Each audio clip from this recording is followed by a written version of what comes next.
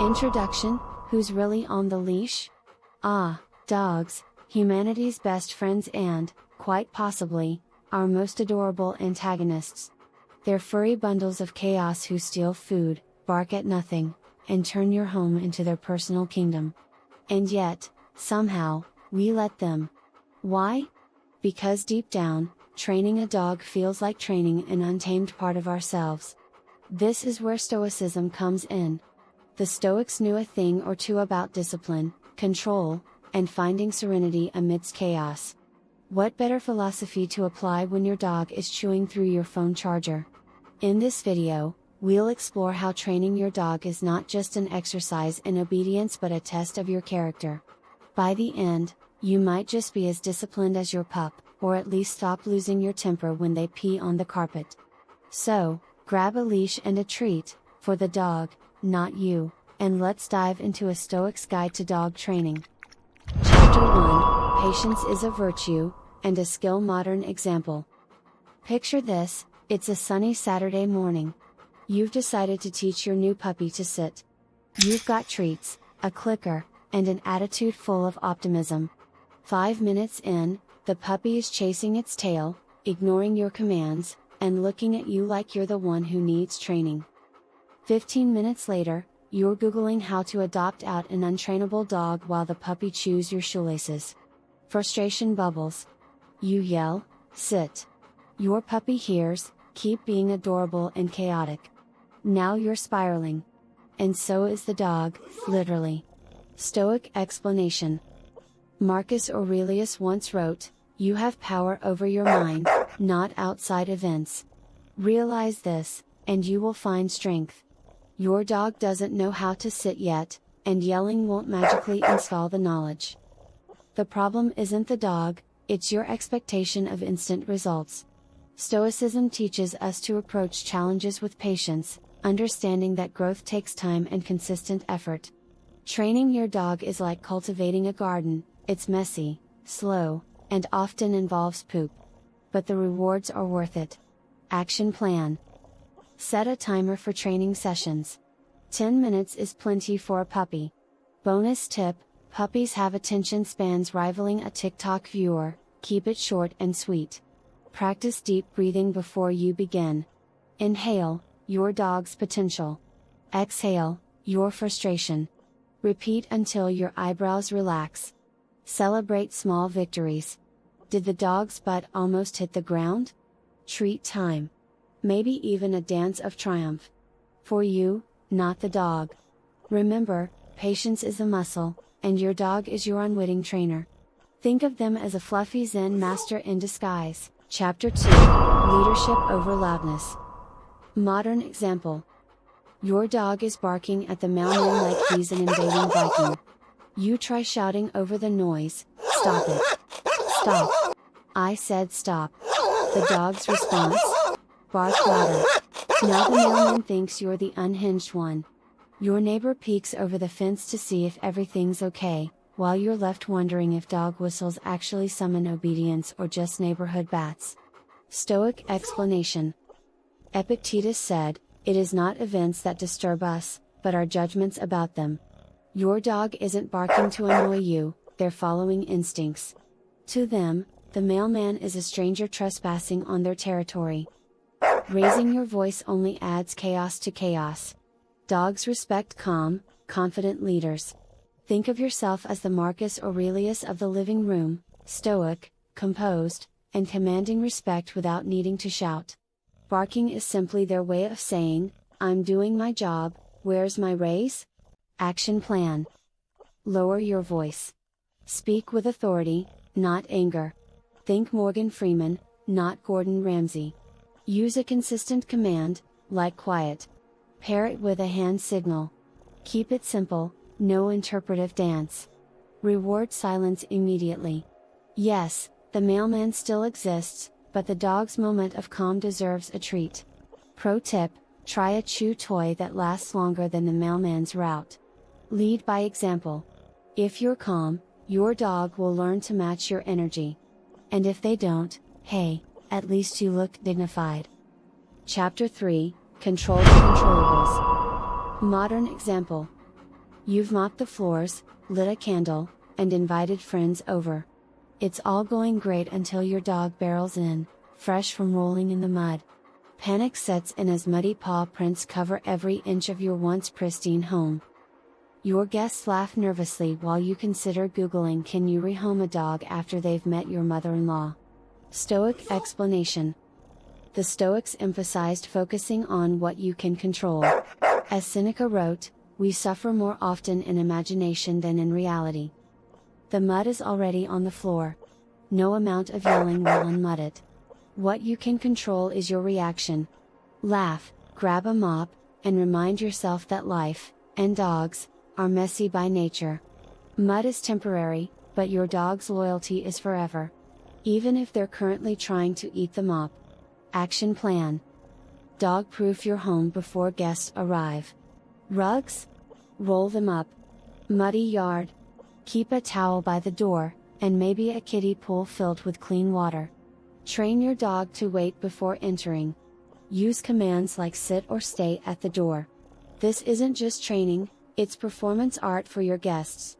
Embrace the unpredictability. Remember, every muddy paw print is a chance to practice Stoic acceptance. Bonus, mud facials are trendy, right? Chapter 4, Reward the good, ignore the bad. Modern example. Your dog jumps on the couch every time you are not looking. You try scolding them, but they just look guilty for 5 seconds before jumping up again. It's like playing whack-a-mole with 4 legs. You've bought sprays, barriers, and even tried the evil eye. Nothing works. Stoic explanation. Stoics believed in reinforcing virtues rather than obsessing over faults. Seneca said, "The path to wisdom is long, but we progress by steps." Dogs learn best through positive reinforcement. Punishing bad behavior often just reinforces it through attention. Instead, reward the actions you want to see. Scolding your dog is like trying to unburn toast, it's too late, and now everyone's upset. Action plan. Catch your dog being good. Is their butt on the floor instead of the couch? Treat time. Bonus, dramatically clap like they just won an Oscar. Redirect bad behavior. If they jump on the couch, guide them to their bed instead of scolding. Make their bed the Ritz-Carlton of dog spaces. Stay consistent. Over time, your dog will seek the behaviors that earn rewards. They'll think you're a vending machine for good manners. Bonus tip, buy a couch cover. Stoics don't sweat the small stuff, and neither should you. Chapter 5, Adaptation is the ultimate skill. Modern example. You've followed every training book and YouTube tutorial, but your dog still refuses to learn. They're not food motivated, couldn't care less about clickers, and seem immune to every strategy. You're convinced you've adopted a furry philosopher who finds obedience beneath them. Stoic explanation. Adaptability was a cornerstone of Stoic philosophy.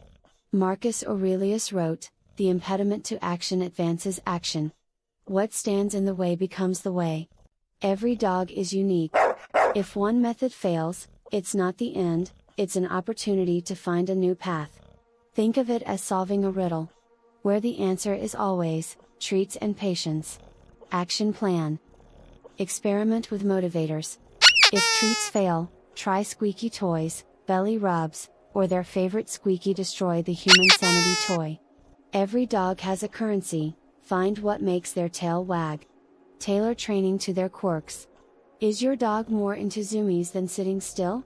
Incorporate play into lessons. Teaching sit mid-zoom might seem insane, but it's genius in disguise. See resistance as feedback. If one technique flops, switch gears. Think outside the dog training box. Who says training can't involve a harmonica or a peanut butter puzzle? Laugh it off. Dogs are natural comedians. Don't take it too seriously, even failing can be entertaining. Who doesn't want to reenact a classic slapstick routine with their pup? Chapter 6, Master Yourself to Master Your Dog. Modern example. After a tough day at work, you're ready to unwind when your dog starts barking at a plastic bag fluttering by the window. You shout, "It's just plastic." But your dog, emboldened, takes it up a notch. Now you're pacing, your dog's barking louder, and the neighbors probably think there's a poltergeist. You realize your outburst just fueled the chaos.